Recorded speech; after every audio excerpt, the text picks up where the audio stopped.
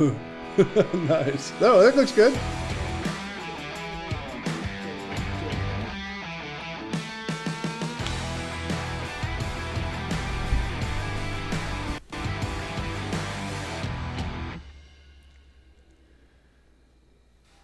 And of course, here we are live on Facebook and YouTube. I'm Tom Tynan, host of Home Show Radio. Home Show Radio is a place where people have been coming to listening. I don't know if they've been coming, but they've been turning it on and listening to me and calling me and asking me questions about home improvements. Because it's Home Show Radio, and I've been answering home improvement questions for 35 years, which seems like it's all my life. I wish it only was 35 years, but I've been living a lot longer than that, as you can tell just by looking at me. But as far as that goes, every Saturday from 9 to noon on Sports Radio 610, based in Houston, Texas. But now with the internet, we're worldwide. Because something about a web, I'm not sure what that is. But I can tell you this, that you can call me and ask questions on Saturdays from 9 to noon. And if it's radio, it's at Sports Radio 610. If it's online, you can go to homeshowradio.com. And you can catch us live there too, as well as on Sunday from 8 to 11. And before me on Saturday is the Garden Pros. Sandy and the team, as I like to say. Sandy is the facilitator, kind of like I am, although she's got a team of people. She's got it easier than I do.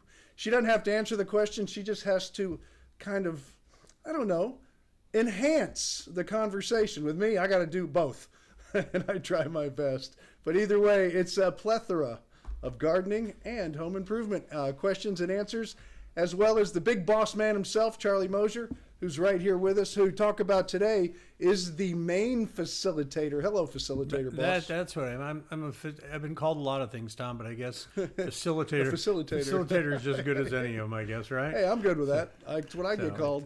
You betcha. Now you've got to look at your computer. You're looking up at your old cameras. You got to look at the computer. Oh, that's right. I'm looking at the wrong spot. The little spot. Yes. Hey, do me a favor. Tilt your screen forward a little. It'll bring you up in the shot here. We had we're having a little technical issue, problems. Tom's using an alternate camera today because he's, Well, we're going to get it fixed today, but he's not technologically challenged. challenged. Next shot we will. Yeah, it's a technological challenge, but we'll learn to overcome it. And we appreciate you being here. Now, I'm going to correct you on one thing, Tom. You were wrong about one thing right off the bat, but it's not your fault. You didn't know it. We're no longer on Facebook Live. We're only doing YouTube now. Because a lot of changes in the last 10 minutes in my life. Yes, that's I know, and we're just getting started. I know. One I know we can fix. The other one, I'm not sure why. You tell me. Yeah, well, yeah. And Tom's sound's gonna be a little funky today, but we're gonna get this done. Is it still bad? No, don't touch that thing. Is it hot? Because it might be. It sounds like it's hot. It's very hot, and so I'm trying to work that at this end. But anyway, so we're working through some things. But no, the reason we like to be transparent with everybody about why we do the voodoo we do the way we do. And hang on a second, you know what? I forgot to put on the AskTom logo over here in the corner. La la la la la. AskTom, there it is. There you go. This there is you go. A very stressful job. This is what happens when you travel a lot. You come home, you're like, oh yeah, that's how I do this. I was on a plane this morning. I'm telling you, I just got in at 9 o'clock. So yeah, we were traveling this week. We went up to Lancaster, Pennsylvania to shoot some TV ads for a client of ours, the 1 Hour guys up there, and got back, and we've been like, and then we're off tomorrow for Good Friday naturally, and so it's just been like, get everything in. It is that weekend. Yes. And so that's why today's show is a little kind of off. But the reason that we're not going to be doing this on Facebook anymore, and we're casting our lot purely with YouTube, is that the brain trust out there that does this says that the Facebook doesn't like the live video, and that it works better on YouTube than on Facebook. So that's what we're going to do. We're going to trust the kids and do what they tell us to do. They are the geniuses. They are. We have them locked in an office across the hall from Charlie. We feed food. We feed sandwiches under the door, and good work comes out. It's a great deal. That's how we. And they're not that picky. They just like food. It's calories. I know he was eating something from Subway today out there. It's just anyway. There you go. It's not even real. I don't know how to tell him. It's not really tuna fish if it comes from Subway. So that's the deal. Jared lied. That was my contractor days. That's exactly right. All right. So as Tom teed up earlier, we are here to help you with your home improvement challenges and purely on YouTube now because Well, like I said, they don't want us over there anymore. And I'm also trying to get here to where I have a window that I can open up for me that I can see that if you have any questions and you post them in the comment section here on YouTube, we'll see them and we can put them on. We'll put them on and answer your questions. So we're here live as usual and all that. And then we've got some questions we got from the Ask Tom section, homeshowradio.com, and we'll do that. And that's going to be our whole show today. Yes. And Charlie, next week, you think this is a challenge? I haven't told you. I'm going to put you on the spot. There's something very special that happens once a year where I work.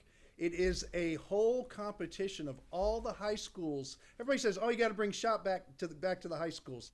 You've got to bring back the education system." We're having a competition at where I work, and I'll be doing this live from that competition next Thursday at Texas Southmost College, where we have hundreds of high school students. And I'm going to find out after this, ladies and gentlemen, how we're going to do a video in the morning of some of the competition. We're going to use it on this, and I'm going to do this live from my office during the competition in the welding shop. And it's going to be a real challenge, but I think it's going to be a lot of fun because there are high schools out there. There are shop classes out there. We do have a heck of an education system, and this is throughout the valley. I think there's 20 high schools. We have 200 seniors coming in, and it's all sponsored by the American Welding Society, and we were blessed to have them choose our welding shop, and we're going to be doing this live next week. And Charlie, I'm going to get a lot of good tips from you, and we're going to have some fun next Thursday doing this. So I just put you on the spot so you can't yell at me after we're off and say, "Are you kidding me?" All right, so it's time for the home improvement segment of our show. Yes, where we answer the questions you sent us, yes. But now that Tom is finished, are you done pimping your school? Well, not the school, the programs that are happening and what's happening in this country. No, I think what you're doing is great. And so it's all about the country. Yes. That's exactly right. And I wish everybody felt that way. So that's why I was pimping it, because we should. We should. Absolutely. Yes. All right. So let's get to our questions. That's why everybody's watching, all three of them. And so, when we're not on Facebook, they don't come over. But they'll figure it out. They're smart. That's why they listen to you. All right. First question comes from George in Gulfport. He says, "I'm just trying to figure out what I need to do. I have a 1,700 square foot house on the Gulf Coast. Only 1/3 of the roof has ridge vents and one gable on the north facing side. It has only 5 inches of loose fill. Should I add 2 more gables to the other ends of the gables and put more loose fill with a radiant barrier, or put it in soffit venting? What say you, Tom?" Well, we're at Gulfport, so I want to make sure everybody knows where this is. So it's in a hotter, it's like a zone 3. It's right on the edge of what we call zone 2, zone 3. And the answer is yes with a radiant barrier. If you can, I would definitely invest in that. As far as insulation, 5 inches is not enough. You're looking at probably an R30 for the winter time, and the extreme during the summertime too for your insulation R value. And that's going to be closer to about 12 to 14 inches if your attic space will handle it. And of course, the ventilation, if you can add to it, do it. You can't have too much, especially in that part of the country. Other parts of the country, I'd approach a little differently if it was farther north. But where you are there, I think you'll find a great benefit. Will it ever be perfect? No. But add some, whatever ventilation you can. If anybody watching this, soffit vents and ridge vents are always the primary way to go if you can. If it's a different type of venting system, I don't have a problem with gable vents. They've been used, and well, I'd have to take you all the way back. It's a historical vent that's been used way back when, because it was the easiest one to put in. And as far as the insulation, yes, you need to beef it up for sure. And the radiant barrier, you're in an area where you're going to get a great benefit from it. So this is not one of those cases where you say seal it up if you can't. There's plenty of room here to ventilate then. Yeah, and it's Gulfport, Mississippi, if I remember correct. And you are correct, Tom. That is humid. And what does ventilation do in, say, a zone 3, which is the Gulf Coast area for the most part? I got this one. Humidity. Oh, I was going to say that. That was my answer. All right. Okay. It was the right answer, too. Yeah. All right. Next question comes to us from Stan in Quintana, Texas, which is apparently right next to the Gulf of Mexico. And he has a beach house down there, 25-year-old one. He says the paint on the upper deck is almost completely gone, and the wood is very weather worn. He says, would a heavy body stain soak into the wood better, or is it better to paint with paint and a primer? And how about my lower deck where I can only get about 70% of the old paint scraped off? Would paint be better there? Also, every morning the wood is wet from the dew. Should I wait until a warm afternoon to paint? So a bunch of painting questions for you. Take it. Well, it's pretty simple. Anytime you paint outside and you have any raw wood, it needs to be dry.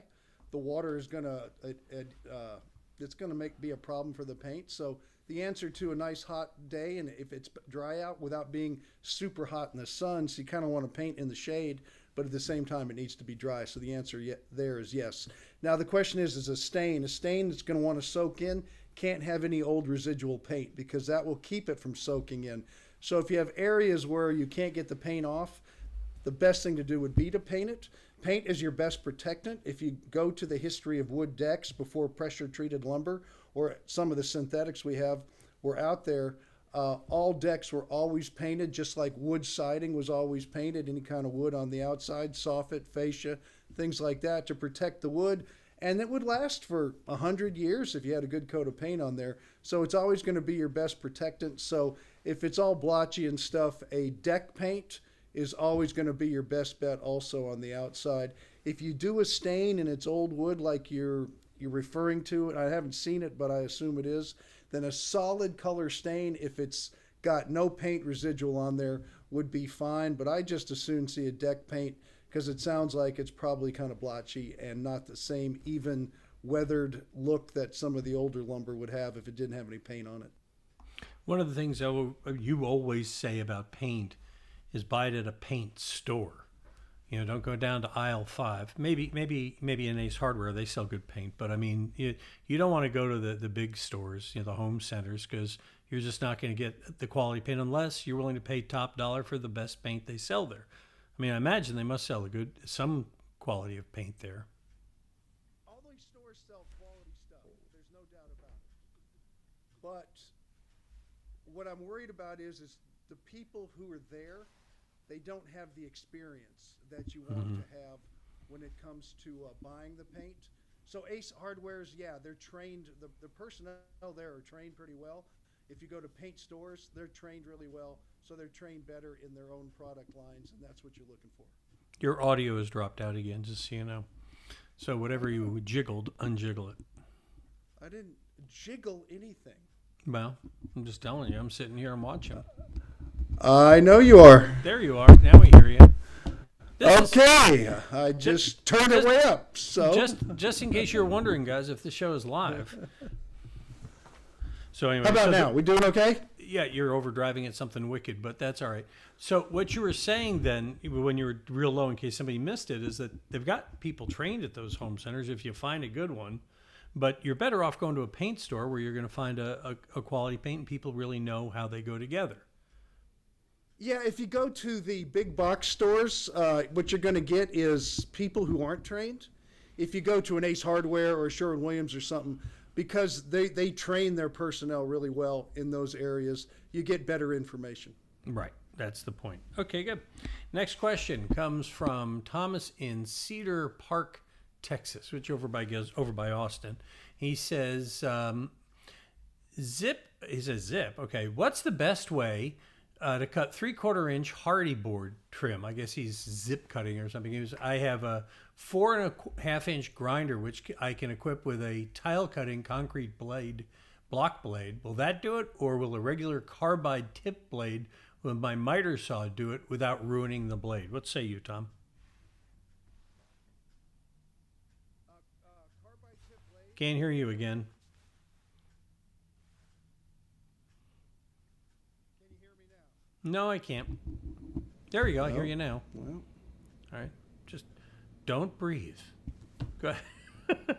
I'm not breathing. I am not. Okay. I promise you, I am not breathing. Yeah. Anyway, so Okay. What's your advice on cutting this hardy? If you're going to use a carbide tip blade, it's going to give you the best cut, but it'll tear the blade up after a while. If you don't use it too much for what you're doing, the blade will be okay down the road. It'll last a while. And if you take it to a place that's really good. They can sharpen the blade again here in the Houston area, circle saw. But as far as that goes, the blade you should buy is one that you can get very simple. It's for fiber cement siding, and you can buy it down at any home improvement store. They'll have fiber cement blades, so just get one for the saw. That's the best thing to do. Just remember not to look at the Sony because it's not working today. Okay. Sorry. The best thing to do is get a fiber cement blade. You Yeah. can get it probably for $25. Yeah, they have the hard. I think they're even branded with a Hardy name on them at some of the stores. Yeah, but you can get. It's Hardy and all that. You can, and fiber cement blades are what you want. They usually have just 3 teeth, 3 great big teeth. Keeps the dust down, and that's what you don't want to breathe. Went to high school with a lot of people like that. Yes.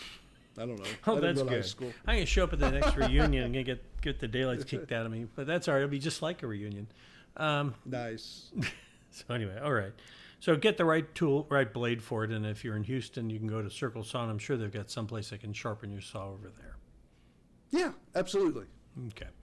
Okay, number 4. Here we go. David in Tomball says the landscapers have the flower bed in front of my house high enough that I'm guessing water would flow into the weep holes when it rains. Is that okay? I'm thinking that's not okay.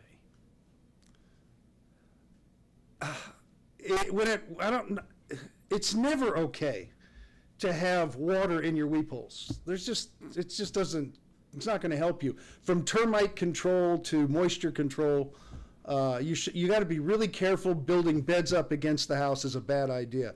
Any landscapers know better than that are good, and they'll put some kind of barrier between you and the outside of the home, like a rock garden or something, some kind of bed of rocks to keep it down so the water drains away. So no, it's never good to have water go in a weep hole. It's supposed to go out, not in. Okay, so obviously he has to knock that down. Is there a distance below the weep hole you should look at when you're looking at landscaping? Ideally, 4 to 6 inches of concrete you should see always.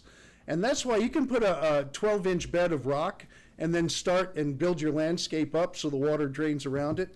That's what a good landscaper would do. Anybody that piles dirt up against a house does not know what they're doing. So don't use the word landscaper with people like those, or people that really are into, putting beds in and things. Mm-hmm. It gets to be a real mistake. Yeah, and since you're in Tomballer, David, you can always have Mike Ball come out and take a look at that. Absolutely. I would tell you, he's done work around our house, and it's first class. Just awesome job. Absolutely, yeah. Yeah, he came and fixed our sprinklers the other day, and a few days later, the city had a leak on the other side of the meter. And it wasn't related to what he did, because he was working over here and the meter was over there. So our entire yard looks great, except for this mound of dirt where the city has dug a hole. And Sandy says to me, and this is the woman on the garden show, she says, when you take the dirt out of a hole and you put it back in, it doesn't all fit. Yeah, no, you've got to dress it up, but they should take care of it. You push it. Oh, they are. They're taking care of it, but it's just. They shouldn't leave you a big mound. They should take care. No, take care of it in push my it backyard when they tear it up. Right. Well, what it is, it's a matter of compaction. Is what happens is that after soil sat there for a while, it gets compacted down, and when you dig it out and it's all nice and loose, it doesn't fit back in the hole. And the nice thing is that when you dig a hole in your front yard, the dirt that they bring up is only the finest quality dirt that comes out from the bottom.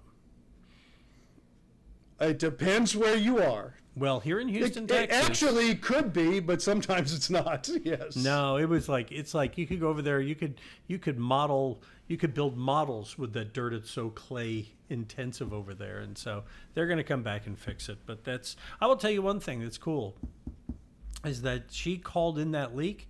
And within an hour and a half or so, there was somebody out there putting flags down. And the next morning, they were out to fix it, which is, one department in the city of Houston that works quickly.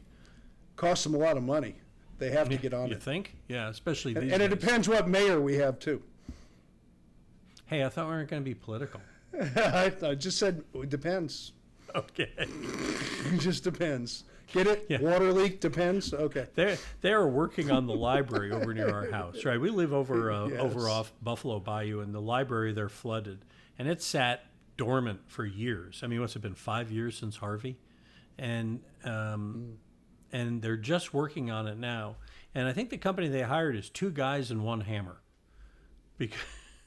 It is moving at a glacial speed. I mean, there are days there's nobody there, but anyway, I don't know about commercial construction. I just know that they've been working on it for almost 9 months, and it's no closer to being open than it was when they started.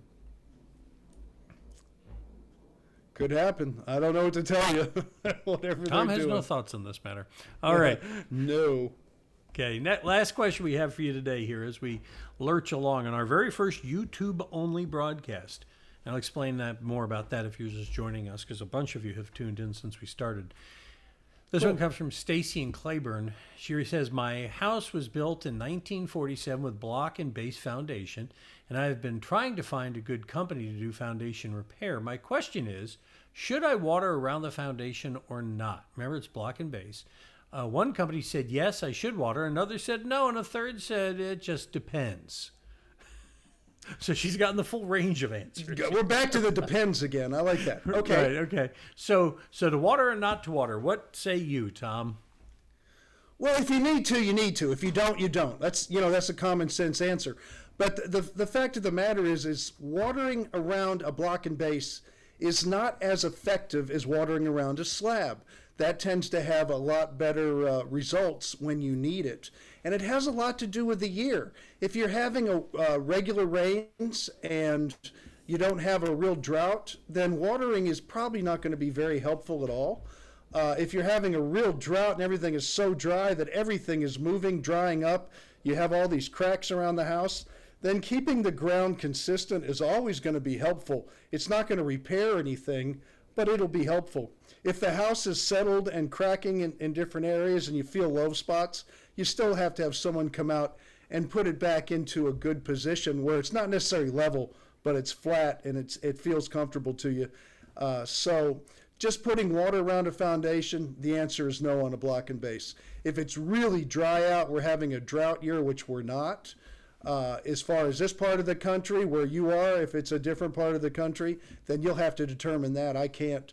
Then it might be an option, but it's not going to be a repair. It's usually done to prevent you don't have a problem. And if it's a problem that already exists, it's going to have to go beyond watering on a block and base.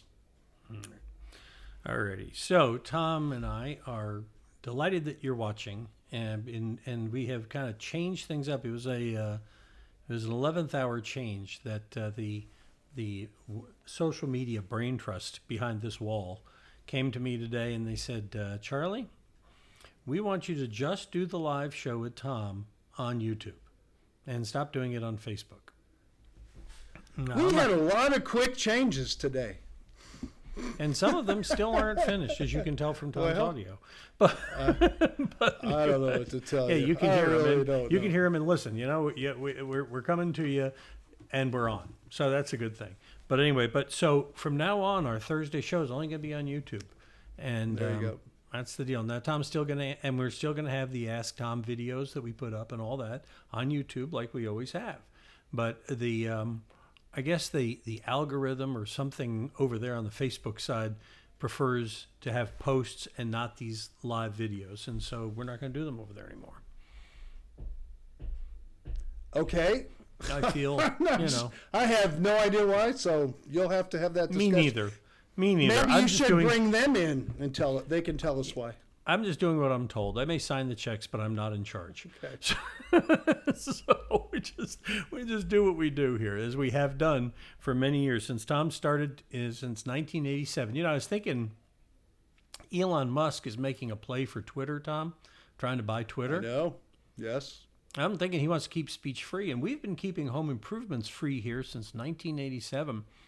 Elon, I know you're in Texas. If you're looking for an investment that's a hell of a lot less than Twitter, we could make you a deal on this show.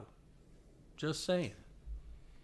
If I see them next time on Thursday the 28th, they're supposed to be over where I work, and Yeah. I'll be dealing with the people at SpaceX, and I'll say, "Can you get me Elon's phone number? Give I Charlie got a something call. to say." Have Elon call Charlie. He's got a deal for him. Yeah, I got a guy that Elon needs to talk to. Yeah. We're both Yeah. rebels. We can do I that. do work with him. Okay, we'll see what happens. Yeah. And you work with him, and you get that going. All right, so let's land this plane. I feel like it's coming in like the Memphis Belle, but They always come in. Yes, that's right. So it's interesting. Wait a minute. You know what? Hold on a second. I don't know the names of the people involved in the story, but during World War II, they started tracking where all of the bullet holes were in the planes when they were coming back from combat. Right? Okay, you've screwed up your audio again.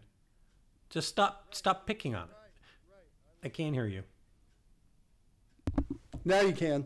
Okay.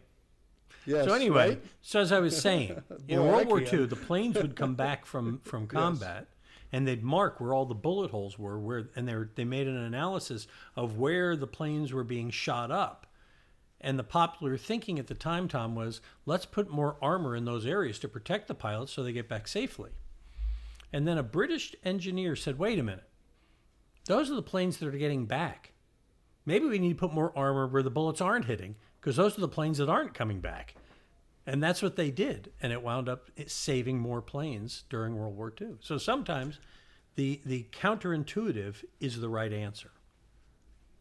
That's true. And those bullets were going through the ends of the wings. And those are the ones coming back. It's the ones that my father used to fly a plane in Vietnam, and they put a 5-inch metal plate under his seat, and it saved his life many times, but they didn't care about the wings, and he would count up to 100 bullet holes after every mission. They'd fill the holes, they'd patch them, and he'd go out and a couple hours later or the next day on the same plane. Yeah, now in this case, in World War II, the places they were being taken out were the controllers, the control surfaces. That's right. On the backs of the wings and the tail. And that's where they beefed up the armament on the planes back then, and that saved them and got them back. So anyway, so what we're going to do when we get off the air here today, we're going to bolt on more armament in places where things aren't working right. So next week, we can fly safely with you, because we'll be here again next Thursday on YouTube to do this again. But in the meantime, if you just have to get more Tom Tynan, you can hear him on the radio. We can on Saturdays from 9 to noon and Sunday 8 to 11, and I'll be on all Easter weekend live if you're going to be listening this weekend. And of course, the Garden Pros are on Saturday from 7 to 9 before me, and Sandy and the crew will take care of all your questions there. Hang on one second, Tom. Talk some more. Talk more about Sandy. I'll be right back. Okay. And Sandy will be there on Saturdays from 7 to 9. Not sure what that's about, but also, like I said, from 9 to noon on Saturdays, and on Sunday 8 to 11. All right. You said something there, and I had to call downstairs to the engine room to find out. You'll be live, but I won't be. Early edition's on tape Sunday. I know it is, and I didn't want to say it, but I got the memo yesterday. Yeah, well, I just found out again. Oh, nice! I signed day. the checks, but I'm not really in charge. I'm not in charge around here. I find out when you do, so it's just the way it works around here. Well, I just found out a few hours ago, but okay, fine. Oh, Whatever God happens, in heaven. I'm good. All right. All right. And we have filled 30 minutes of worthless time here on the internet, and we'll do it again next Thursday. Except Tom. Think it's not worthless. Just rough. Tom will be, priceless. How's that? Tom will be next week. He will be remote from his school. Well, it's just from my office. And It'll be from my hopefully office, he's and promising we will to get us some yeah. video. And if he doesn't get us video, he'll get us some iPhone pictures, because now that he carries one, he can send me the pictures. And we can. Well, that's what I was going to talk to you about. I'd like to do that in the morning, and maybe we can do a what's up in the news thing, and then just I love that idea. Let's plan out the rest of the show here. How about if we get 5 questions from the website? We'll have those too. And and if you can get some video of that, I think that'd be fun. People will tune in for that. Yeah. Hell, they're tuning in for this. Maybe sometimes rough is good. All right. And with that note, we will see you next Thursday right here on YouTube Live. Got a question? Ask Tom on Home Show Radio.